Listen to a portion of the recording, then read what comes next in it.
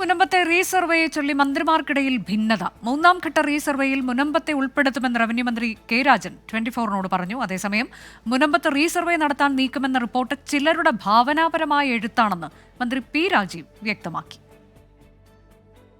മുനമ്പം വിഷയത്തിൽ സർക്കാർ വിളിച്ച ഉന്നതതല യോഗം ചേരാനിരിക്കെയാണ് റവന്യൂ നിയമമന്ത്രിമാർക്കിടയിൽ റീസർവേ ചൊല്ലി ഭിന്നത. റീസർവേ നടത്തണമെന്നാണ് മുനമ്പം ജനതയുടെ ആവശ്യമെങ്കിൽ സർക്കാർ തയ്യാറാണെന്ന് റവന്യൂ മന്ത്രി കെ രാജൻ. റീസർവേ നടത്തുന്ന കാര്യത്തിൽ ഒരു മടിയും ഗവൺമെന്റ് ഉണ്ടാകില്ല. മൂന്നാം ഘട്ട റീസർവേയിൽ അക്കാര്യം കൂടി ഉൾപ്പെടുത്തി ആവശ്യമായ വിധത്തിലുള്ള നടപടിക്രമങ്ങളുമായി പോകാൻ കഴിയുന്നതാണ്. അതേസമയം റീസർവേ നടത്താൻ സർക്കാർ നീക്കമെന്ന റിപ്പോർട്ട് മന്ത്രി പി രാജീവ് തള്ളി. ഞങ്ങളുടെ മുമ്പിലല്ലോ, ഓരോരുത്തർ അവരവരുടെ ഭാവനയും ധാരണയ്ക്കനുസരിച്ച് എഴുതുന്നതായിരിക്കും. മുനമ്പം ഒരു ശാശ്വത പരിഹാരത്തിനാണ് സർക്കാർ ശ്രമിക്കുന്നത്. അവിടെ താമസിച്ചുകൊണ്ടിരിക്കുന്ന അവിടത്തുകാരായ സാധാരണക്കാരായ ജനങ്ങളെ ഒരു കാരണവശാലും അവിടെ നിന്ന് ഒഴിപ്പിക്കാൻ പാടില്ല. അത് തന്നെയാണ് സർക്കാരിന്റെ നിലപാട്. മുനമ്പത്തെ ഭൂമി തർക്കത്തിൽ ചർച്ചയ്ക്ക് ശേഷം മാത്രമേ പരിഹാരത്തിലേക്ക് പോകാനാവൂ എന്ന് ആവർത്തിക്കുകയാണ് മന്ത്രി പി രാജീവ്.